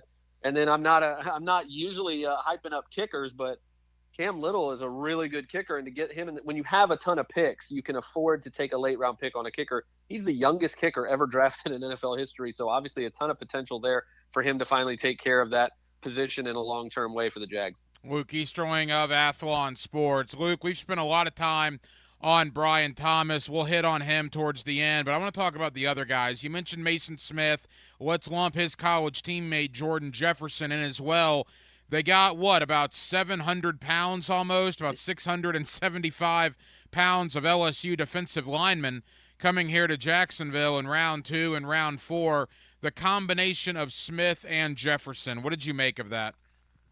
Yeah, again, you're just trying to balance upside and depth as well. And I think Mason Smith is the upside play. Again, the talent is undeniable. You're just hoping he can stay healthy and play more consistently in terms of his technique, because obviously all the physical tools are there to be a dominant player. I mean, he's 6'5", 315. I mean, he's just a massive, massive dude and a rare athlete for that size. So hopefully he can tap into that and maximize that with the coaching staff there in Jacksonville. And then Jefferson, I think, is was a great depth pick, because you're always rotating those guys in the defensive front, right? You want to always have fresh legs. You want to never have a huge drop off when a starter comes out due to injury, if he's gassed during a long drive.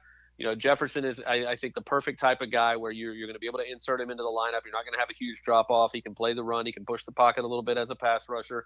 And again, lining him up next to Mason Smith, he'll know exactly what to do with that. So great depth piece there for them. And again, the upside of Mason Smith, I really like. You mentioned Foster, the offensive tackle out of Missouri. I was told that maybe that was exactly right. You know, round 4, pick 114.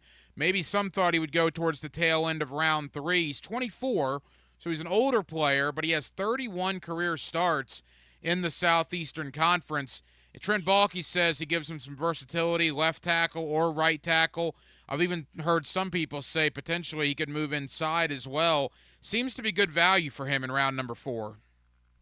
Yeah, it really was, and Trent's right on the nose there, where you want your day 3 picks and your depth picks to be able to plug into to different spots, right? Because if you have an injury at left tackle or right tackle or even guard, like you said, Javon Foster is an experienced guy. He's played against top competition. He can play either side. So that swing offensive lineman being able to play multiple spots, I think, is huge. And I think he's a solid athlete for a big guy.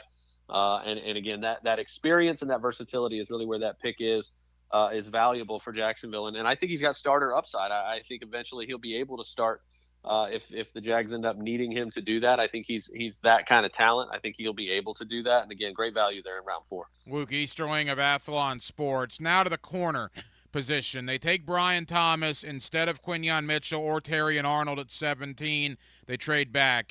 Mitchell's gone. Arnold was still there at 23, where they took Brian Thomas instead. So they did not go corner in round 1 nor in round 2. They went corner in round 3 with Jarian Jones of Florida State. They went back to corner in round 5, DeAndre Prince of Ole Miss. What did you make of the corners that they selected in round 3 and round 5? Yeah, again, solid depth. I think, Prince was probably around where I had him graded. Jones came off the board a round or 2 earlier than I thought, but I do know some people who are really, really high on him. Both those Florida State corners. I like Renardo Green as well. But Jarian Jones, I think, they're still looking for, obviously Tyson Campbell has one spot locked up, but they really, really would like someone to kind of emerge and really take over that other spot on the outside, on the other side. So maybe Jarian Jones can be that guy. And again, obviously they saw something in him enough to make him a 3rd-round pick. There's definitely a conversation to be had on the front end, like you said, between, Brian Thomas Jr. at 23 versus Terrion Arnold, and whether or not, because of the depth of the receiver class being so expansive, whether or not they would have been better off going corner there and taking their chances with receiver later. You can have that conversation, but I think at the end of the day, they prioritized helping out their quarterback, which I'm never going to, be mad about. And Jarian Jones has some intriguing upside as a potential starter there. I think you see the issues or the information teams are gathering, I guess is a better way to put it, with the new kickoff rules, because Jacksonville uses a 5th-round pick on Keelan Robinson from Texas. The guy barely touched the ball last year out of the backfield. He did catch the ball out of the backfield a little bit, but primarily he is a return man. They also invested money in Devin Duvernay in free agency. So clearly, Luke, to me, that is an exact situation where they have to have 2 return men now, and they went out and appears they got both of their return guys with the rookie Robinson and with Devin Duvernay. Yeah, and I don't think they're the only team that prioritized that, especially on day 3 of the draft. I think there's a number of teams. The Giants come to mind with Tyrone Tracy Jr. from Purdue. I think multiple teams view these new kickoff rules as an opportunity and also a requirement. This is a directive from the rules saying, hey, if we don't prioritize this position, we're going to get left behind. We're going to be at a disadvantage here. And so I think Robinson fits that mold. Again, Duvernay has always fit that mold when he was in Baltimore. So yeah, I think every team to a certain degree has adjusted this offseason and said, hey, we can't just, stick whoever back there anymore. We're going to have to think about this. I've talked to some people within the league that view it basically as an extra offensive play now. It's going to be schemed a little bit differently, and the types of players that you're going to want back there receiving the kick might be a little different than they were in the past, but I think that speaks to that pick. Couple more for Luke Easterling of Athlon Sports. In round 7, Miles Cole out of Texas Tech. If there's ever a Trent Baalke 7th-round draft pick, this is it. I mean, he's got length. He's huge on the D-line, but he's clearly a developmental guy. Again, Baalke likes certain types of D linemen, and Miles Cole fits what Baalke likes, but it seems to a T. It does, and what's interesting to me is that I see a lot of Miles Cole in a guy, Jalix Hunt, who from Houston Christian, who was a 3rd-round pick in this draft to the Philadelphia Eagles, and I look at them and I don't see a huge gap between what they bring to the table. I think, again, they're very developmental guys, but you're talking about size, athleticism, versatility, length, like you said, physicality with that big frame. And I saw a lot of similarities between those two players. So if you're talking about the Eagles taking that type of guy in the 3rd versus the Jaguars getting that type of guy in the 7th, that speaks to the kind of value that I think they're getting with Miles Cole. Well, I think one of the things, too, we're so pessimistic in today's world, sports and certainly outside the sports world, that sometimes we don't take people at their word. Trent Baalke, at the end of the year when he held his press conference, everybody was thinking about Ridley and the Josh Allen extension, but one of the things he said, Luke, is we need to get bigger, physical, and stronger on both lines of scrimmage. Well, you look what they did in the draft. Mason Smith, Jordan Jefferson, Miles Cole, Javon Foster. You go back to free agency, Eric Armstead, Mitch Morse, Trevis Gibson. I mean, that's 7 guys that are going to clearly make this team that all are going to be right there on the line of scrimmage. Yeah, I think, again, actions speak louder than words. It's one thing to say that in a press conference, but go out and look at it, like you said, what did they actually do? Did they put their money where their mouth was? And I think that's absolutely true. Like you said, boy, it was veteran free agents, big moves. Again, they made some smart moves, some more economical ones, and then they make a splash to bring in Eric Armstead, who Eric Armstead isn't just going to have an impact on the field either. I mean, go talk to anybody in that building in San Francisco and ask what kind of impact he made on that locker room as a leader. I think he's going to be a huge addition to the culture that they're building in Jacksonville. And so as a player and a person, I think that was one of the biggest additions for any team this offseason. And so like you said, it speaks to the truth of what he said, which he wasn't just blowing smoke. He went out and proved it by the actions this offseason, loading up on veterans in the trenches, loading up on young talent in the draft on both sides of the ball along those defensive and offensive fronts. It speaks to that. Final moments, Luke Easterling of Athlon Sports. You mentioned the kicker, Cam Little. There was like a run on kickers in round 6. Little, by all indication, was the last one to get. Will Reichert of Alabama, the young man from Stanford as well, all went in the 6th round. I don't know if you had a chance to talk to Little during the pre-draft process. Well, that's not a young man that lacks confidence. We had him on a Zoom call after he was drafted, and he was fired up and even brought up the game winner against Florida when he was at Arkansas. I mean, somebody might want to tell him that there's a lot of Gator fans that are Jaguar fans, but a 20-year-old kicker, he doesn't turn 21 until August, a unbelievably young person that's drafted, but a lot of confidence as he comes in here out of Arkansas. Yeah, I saw that clip, and I love that. I love that in any player at any position, but, somebody who attacks it with competitiveness like that as your kicker, you've got to love that, right? And so, like you said, he was kind of at the tail end of that run on kickers, and, you could say that, there's a guy with stronger leg. Maybe you could say a guy more experienced, a guy like Will Reichert, who's obviously the all-time leading scorer in, I know Alabama history. I can't remember if he's the college football leader or not. But obviously the Jags got the upside play. The Jags got the guy with the highest ceiling, I think, again, being so young at 20, and obviously, having experience making clutch kicks like that is a huge thing at the next level. So again, at that point in the 6th round, you're thinking to yourself, you're looking for high athletic trait guys. You're looking for bottom of the roster, glue guys that are going to play special teams and be culture fits for your locker room.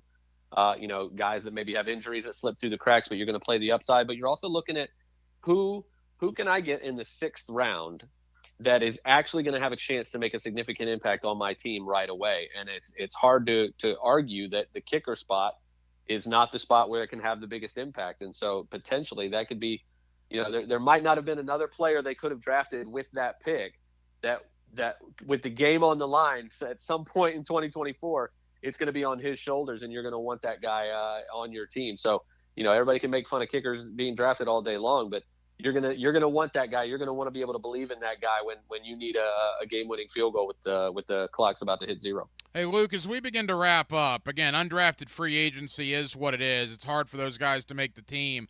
Although by all indications, Jacksonville brought 2 young men in that a lot of people in your line of work, draft analysts, were surprised didn't get drafted. Proctor, the corner from Ohio State, I saw a lot of talk about him. And then this wide receiver out of Texas San Antonio, Cypress, I believe is his name. A lot of people seem to love this guy as well. Chances for those 2 that went undrafted to maybe make the roster here in Jacksonville. Yeah, I think Josh Proctor's probably got the better shot, just because I think the depth chart is going to be a little more friendly to him, and I think he's so versatile. He can play corner and safety. So I think he'll be able to carve out a role at one of those spots, and that versatility will help him. I think he'll contribute on special teams. I think Joshua Cephas, I think is who you're talking about at UTSA. I'm a USF grad down here in Tampa, so I'm unfortunately well aware of what Joshua Cephas can do. Luke, you've been so gracious with your time this entire process, man. Thank you as always. We'll do it again soon, but we really, really appreciate it. Hey, it's my pleasure. Enjoy the rest of the offseason, whatever there is of it. Dan Hicken and Jeff Prosser. What this place needs is an excitement enema. We're going to make this place fast and loose. Making mornings more fun than an enema.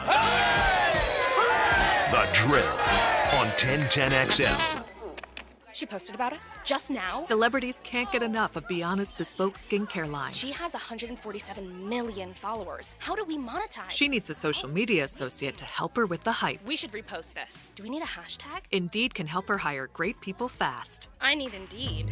Indeed you do. You can schedule and conduct virtual interviews all from your employer dashboard. Visit Indeed.com/credit and get $75 towards your first sponsored job. Terms and conditions apply. Hey, Jacksonville, I'm sure by now you've seen our bright green GFL trucks and containers throughout the greater Jacksonville area. We are an industry leader in solid waste and would love the opportunity to earn your business. We are committed to customer service, reliability, and have unwavering focus on safety. Whether commercial or construction, let us haul your waste away. Call 904-760-5880 to get a quote today. GFL, green for life. Here's Linda Beaver. Beaver Toyota and Beaver Chevrolet have just received a special allocation of new vehicles directly from the factory. Not 10, not 20, but hundreds of new vehicles with special savings that haven't been seen in years. Every new vehicle available in your favorite color and option as far as the eye can see. Plus, get our exclusive 20-year, 200,000-mile warranty with every new car purchase. Hurry to Beaver Toyota in St. Augustine or Beaver Chevrolet in Jacksonville before the best deals are gone. Time now for a medical recap. A health and wellness tip from Jaguars head team physician Dr. Kevin Kaplan. Rotator cuff tears are the most common overhead injuries I see. In order to avoid shoulder issues, make sure not to overload the front of the shoulder while also focusing on developing good scapular strength and maintaining flexibility in your lats. Proper hydration, nutrition, and supplementation are also crucial to joint and muscle health. Go Jag.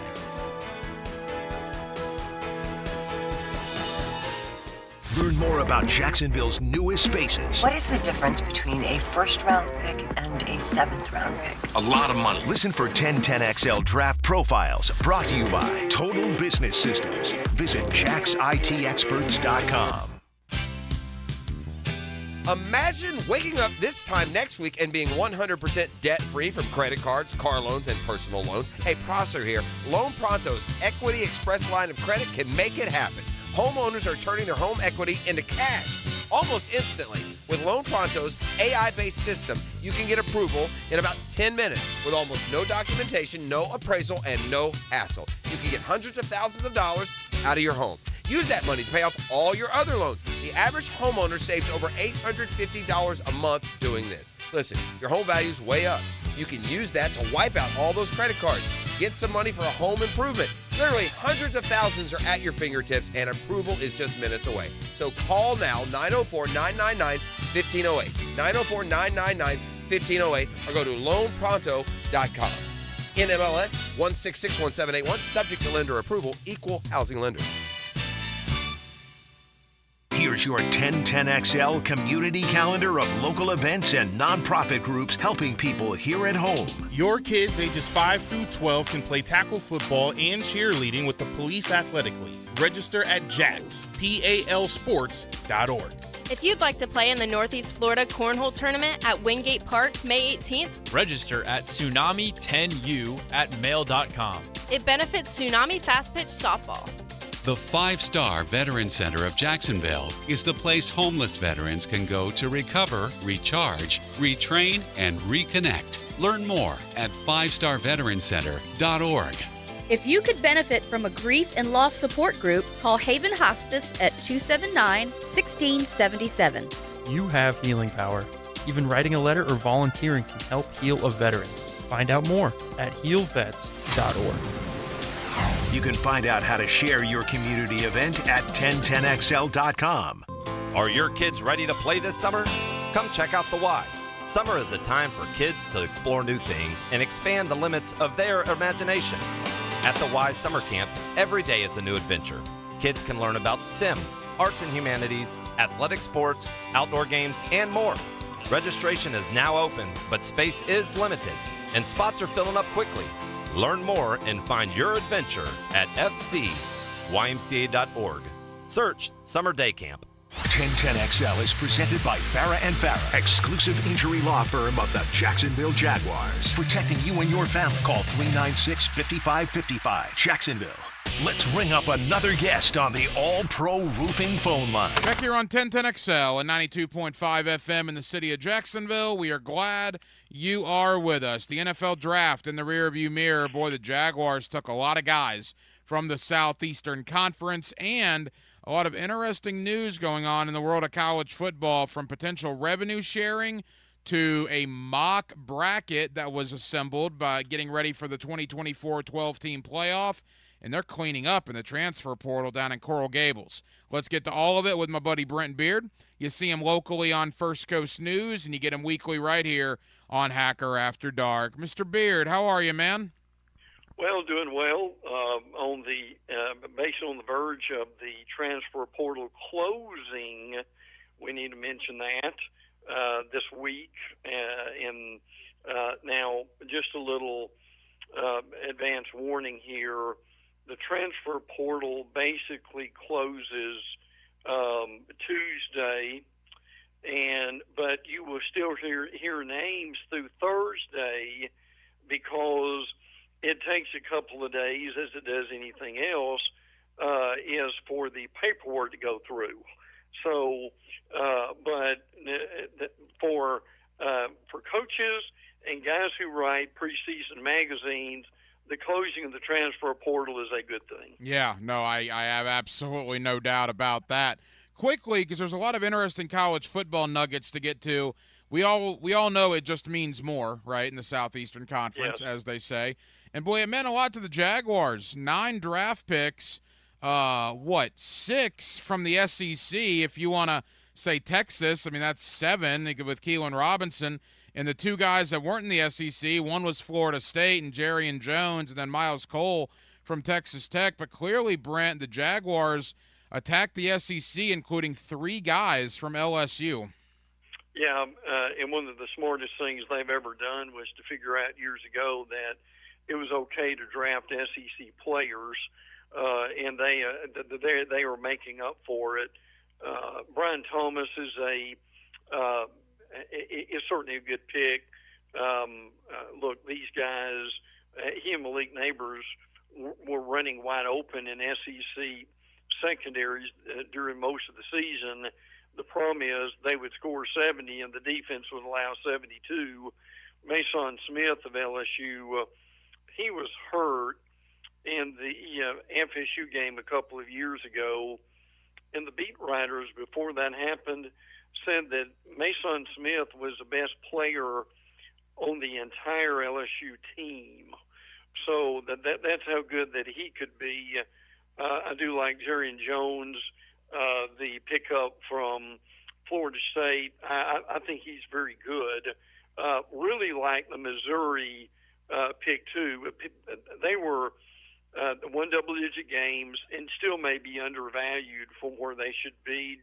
Jordan Jefferson, again from LSU, the Ole Miss cornerback. They really got a couple of those, which they needed. And you can make the argument a further SEC draft pick for Texas, who's coming over. Keelan Robinson was with Alabama before he went to Texas, and got a kicker from Arkansas. So it is SEC dominant, and that's a good thing anytime that happens. No, I agree. And one of your colleagues that covers LSU, Mike Scarborough's done it for years, and thank you for that. Last week rather. Jordan Jefferson, he said, was LSU's best defensive lineman in his opinion last year, which was very high praise. It is. And look, Mike Scarborough, frankly, is the if you wanted a choice of guys who cover LSU, Mike Scarborough knows that team as well as anyone, and for him to say that is crucial. I also heard him say, with all these guys going to the draft, LSU did a really good job bringing in assistant coaches, but they don't have the personnel yet, Hack, to challenge in the SEC the way they should. So a little bit of a step back, but that's Jacksonville's gain right now. Yeah, we had Mike Scarborough on the program last night. Really enjoyed that conversation. Brent Beard, you see him on First Coast News. You get him weekly right here on Hacker After Dark. All right, Brent, the 12-team playoff, the first time ever in college football. We're going to have a 12-team playoff this upcoming season, and they're getting ready for it by doing mock situations, right? We just got over all the mock drafts. Now we're having mock playoff situations, and they learned a little something when they did that here recently. Yeah, they did, and they were smart by going through this, and they need to do this on a regular basis. The playoff committee, even in the off season, still meets at various sites, and they did. They kind of, okay, let's put this on the board and see what it looks like. And the problem they came up with this is they found out that they were having too many mismatches or rematches, maybe some mismatches later, but that the rematch was a problem. And they're going to have to look at this and see what they can do in the analytics to be able to get that done. So that it's good to know that, right, Hack? In April, much better than finding this out. And the thing we're saying here is, let's just say you get Ohio State, Michigan at the end of the year. You're probably going to get them in the Big Ten championship game. And heck, you don't want round 3 in the first round of the college football playoffs, do you? Yeah, I mean, I didn't even think about that, but it's a great point. You know, we see 3 games between NFL teams every so often. You've obviously never seen that in the world of college football, but that is a realistic possibility. And one thing to wrap your minds around, too, right, because I know change is different for a lot of us when it comes to our sports. At absolute minimum, you're playing 15 games to win a national championship. The only really team that's going to apply for is probably Notre Dame. Almost every team is going to have to play at least 16 games, and some teams potentially could play 17 games to win the national title. Drastic change. I love it, don't get me wrong, but, man, it's going to be a lot different than what we're used to. Well, what that means is, and I think what we're going to see is rosters are going to be actually expanded from 85 to, not sure what the number will be, but and teams are going to have to play more players so they can have guys ready. That's going to be essential to be able to do this. And let me throw a caveat in here, Hack. 12 in this year, 12 next year, and 26, it may be 16 teams involved. You know, I was going to ask you about that. Again, Brent Beard here with us. Is this a trial run with 12 to see how it works? And, I mean, if they like it, they'll obviously keep it. They could potentially go to 16. I guess my question is, Brent, if you're going to do this with a 12-teamer, why wouldn't you have just expanded it to 16 right off the bat? Well, I think they had so much legwork done with 12 that they wanted to at least give this a whirl and then be able to work out the bugs in it.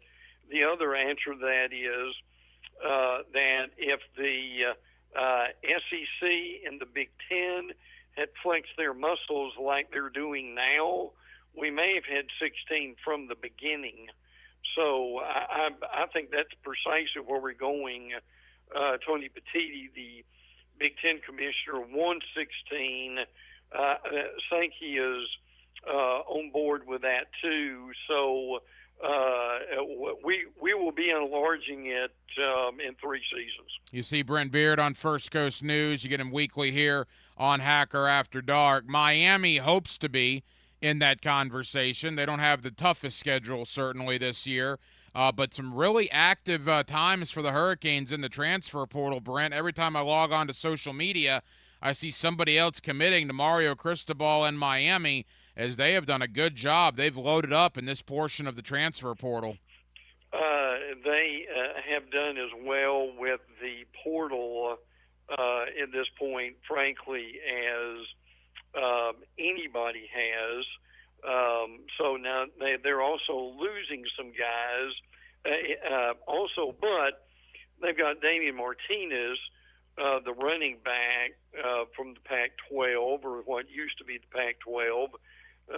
He was the best player available. Sam Brown, the wide receiver, one of the better wide receivers. Jalen Alderman, who's a linebacker. Danny Hill, who's a cornerback. And then they did lose some guys. Savion Riley, a safety, is going to the portal. And then Ja'Cory Brown, the quarterback, which is no surprise, is going to the portal too, and he is committed to UCF. So exactly right, Hack.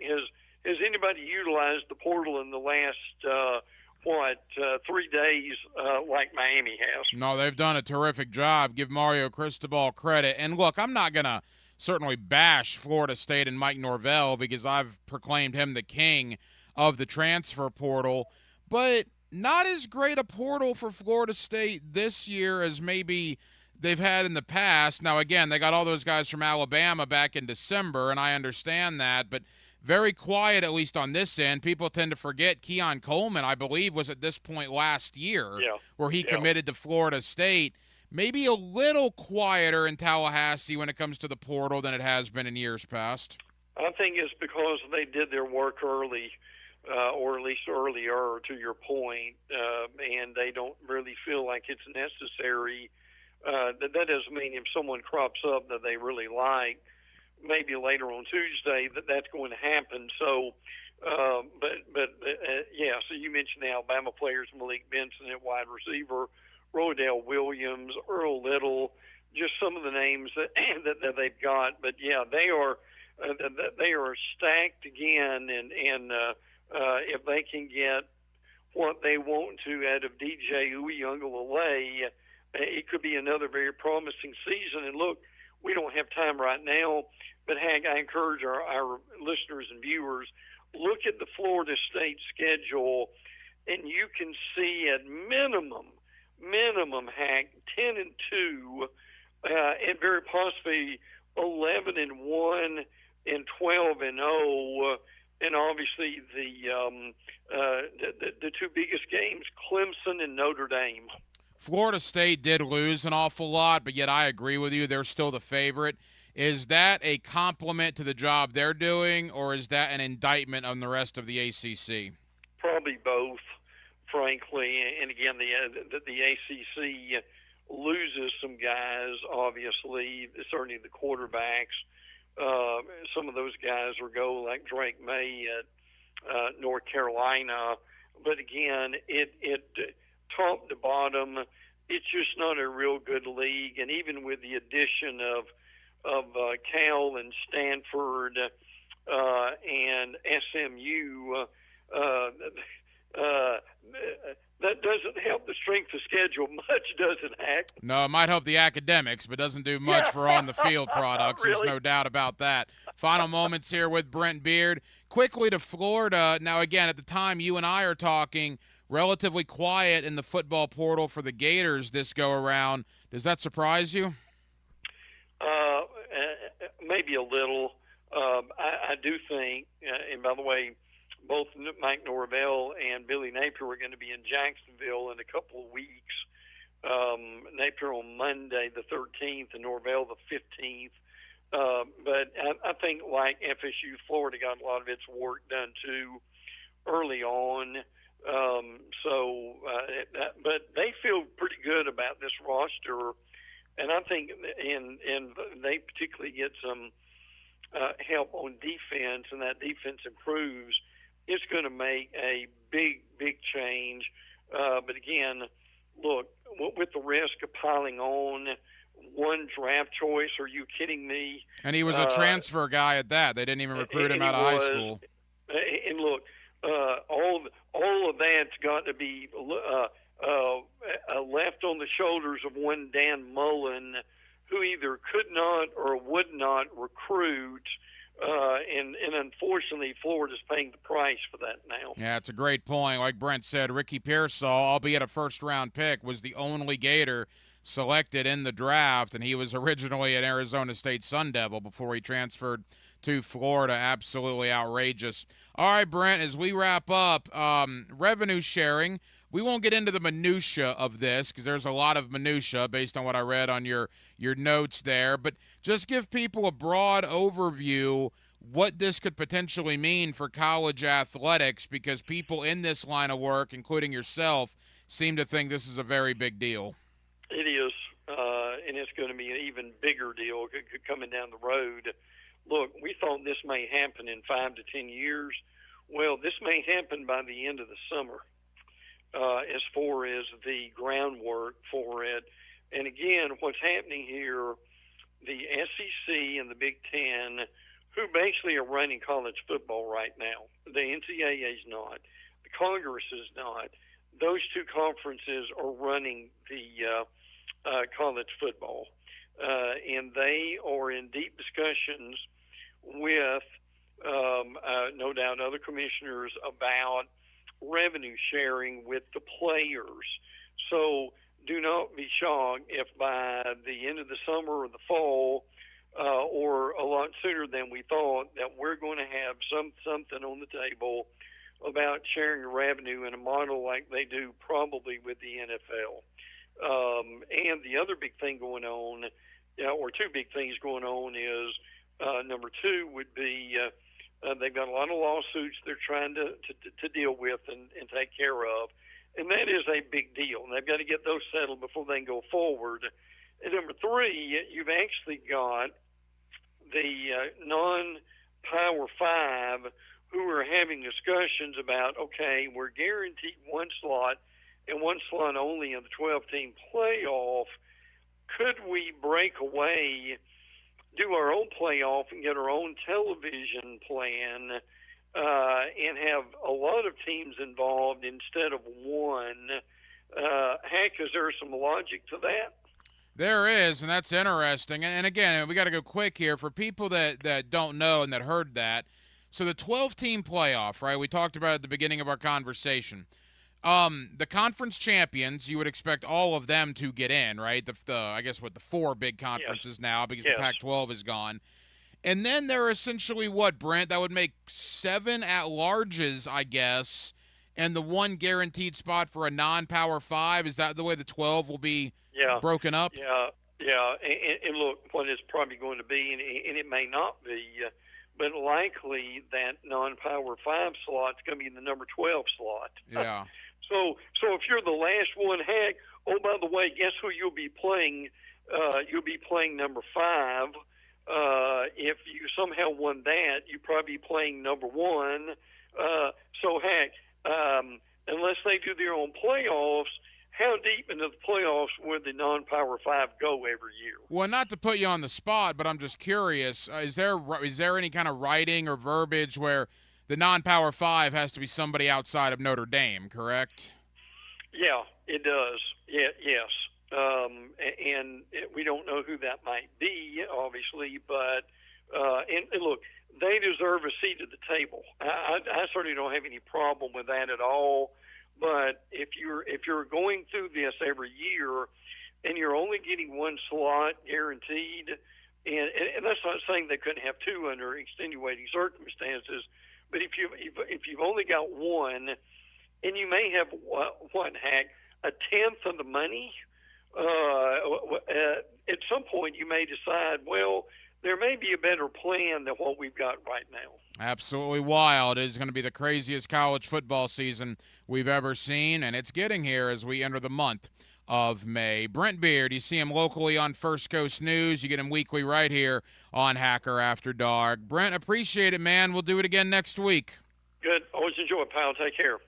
And thank you to my buddy Brent Beard for joining us tonight here on Hacker After Dark. Again, you see Brent Beard on First Coast News, and you get him weekly right here on HAD. As there's a lot going on in the world of college football. It's interesting, those mock things they're putting together for the playoff. This is going to be a new world for everybody, not just fans, not just college programs, but we talk about the committee. Again, it's the first time ever, right? The first time ever there is a 12-team playoff, and you don't think about the idea that a Michigan and Ohio State potentially could meet 3 times, or an Alabama and a Georgia, or anybody in the SEC. I mean, Alabama, Georgia is a great example. They could potentially meet 3 times, regular season, SEC championship game, and then obviously in the playoffs. So that will have never happened and has never happened in the history of college football, and just another aspect, another dynamic to think about when you're talking about the 2024 college football season, which will by far and away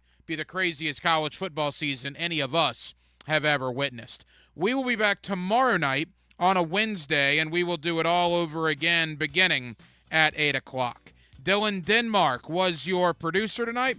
Dylan, great job as always. I'm the hacker Ryan Green. And again, Jacksonville, thank you for spending part of your Tuesday evening with us right here on Hacker After Dark on 1010XL and on 92